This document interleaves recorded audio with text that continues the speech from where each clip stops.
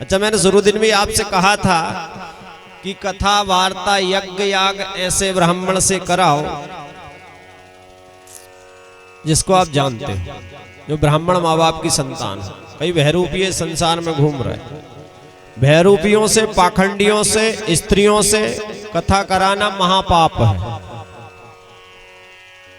कहते हैं कि स्त्री के तो मुख से भी भगवान की कथा नहीं सुनना चाहिए। वो कीर्तन कर सकती हैं, भगवान का भजन कर सकती हैं, परंतु व्यासपीठ पर बैठकर विधिवत कोई सोचे कि हम स्त्री से कथा करा ले और हमारे पूर्वजों का हमारा कल्याण हो जाए, तो ऐसा संभव नहीं है। क्योंकि सतपथ ब्राह्मण वेद वांग्मय में आता है। वेद का मंत्र मैं आपको बताता हूं। स्त्री मुखात धर्म मीमांसा या शृणोति दुरात्मना किम तेन कृतं वै पापम ब्रह्म महागुरु तल्पगा। स्त्री शूद्र ध्वज बंधुनाम त्रियम श्रुति गोचरम कर्म श्रेयसी मूढ़ानाम श्रेय एव भवेदितः। स्त्री मुखाद धर्म मीमांसा या शृणोति दुरात्मना। जो पापी स्त्री के मुख से धर्म की मीमांसा सुनता है, जो वेद का मंत्र मैं आपको पढ़ के बता रहा हूं, इसमें मन से कुछ नहीं है।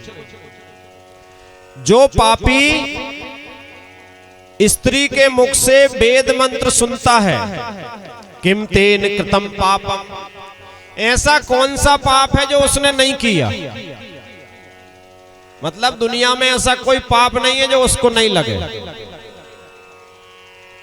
अब लोग महिलाओं को ले आते हैं, अच्छा उनके साथ समस्या ये कि पापम ब्रह्महा गुरु तल्पगा।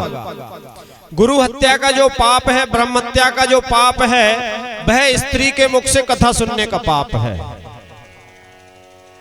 ये सतपथ ब्राह्मण ने वेद वांग्मय में जो है मीमांसा की है, इसकी अर्थ निकाला वेद मंत्र का। अब अपन देखते हैं कि आजकल की राजकुमारियां सब कथा कर रही, उनकी उम्र है 15 से 25, 30 साल, 35 साल तक। अच्छा, उनकी कथा 2 साल तक बुक है, एक भी दिन का गैप नहीं है। अपन उनका देख लो बायोडाटा, तो उनकी कथा, अच्छा उनके सुनने वाले इतने हैं कलयुग में, उन्हें टाइम ही नहीं है बेचारे को। अपने को तो 6 महीने में, 4 महीने में एक आध कथा मिलती, मुश्किल से कथा कर दो, परंतु उनके सुनने वाले, चाहने वाले इतने हैं कि उनको टाइम ही नहीं है। अच्छा, उनको वो 4 दिन मासिक धर्म का भी टाइम नहीं है। वो मासिक धर्म में भी व्यासपीठ पे बैठी है, ये निश्चित है। क्योंकि 30 दिन मैंने ये प्रैक्टिकल करके देखा है कि उनकी डायरी निकाल के देखो फेसबुक पे, तो 30 दिन कथा है। 1 तारीख से 7 तारीख तक, 7 से 14 तक, 14 से 21 तक, 21 से 28 तक, 28 से 5 तक। वो 4 दिन कहां गए भैया? वो 5 दिन कहां गए? वो 5 दिन वो व्यासपीठ पे बैठी और आपने उसके पैर छुए, आपने उससे कथा सुनी, जिससे कि आपको ब्रह्म हत्या का पाप लगा। वो खुद तो नरक में जाएगी जाएगी और ये सारे जन समूह को भी बांध के ले जाएगी।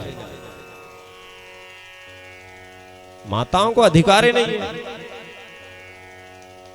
खूब आप प्रवचन करो, नीचे बैठ के कीर्तन करो, भजन करो। माता सबरी ने भजन किया, भगवान प्राप्त हुए। माता मीरा ने भजन किया, भगवान प्राप्त हुए। उनने तो कभी कथा नहीं की, वो भी कथा कर सकती थी।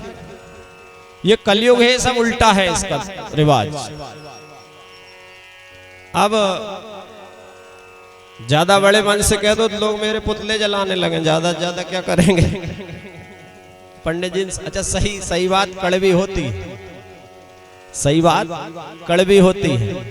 चैनल के माध्यम से हजारों लोग सुन रहे हैं, आप तो 100-200 हो, और ये सुनने वाले भी ये मान लें कि मेरे भले ही पुतले जल जाएं, मगर सत्य सुन के और सही काम करो।